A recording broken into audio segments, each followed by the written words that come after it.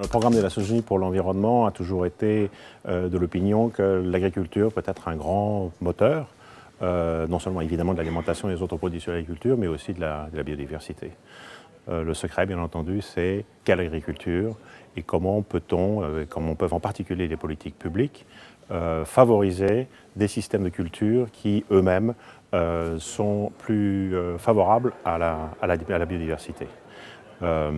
C'est une question qui évidemment est liée non seulement au contexte national, mais aussi dans notre cas ici aux politiques de l'Union européenne, et la politique agricole commune en particulier. Mais c'est aussi un sujet qui nous préoccupe dans les pays en développement et dans les pays en transition. Les moyens techniques existent, la science également, sans être parfaite, nous indique quelles sont les voies préférentielles pour favoriser la biodiversité.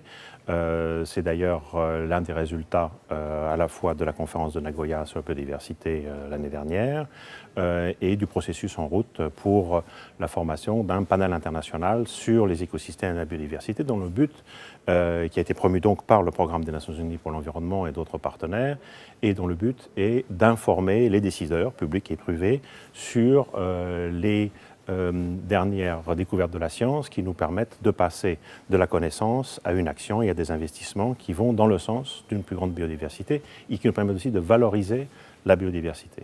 Alors, les ressources existent en deux sens. La première, c'est parce que l'inaction coûte extrêmement cher. La perte de biodiversité est extrêmement coûteuse.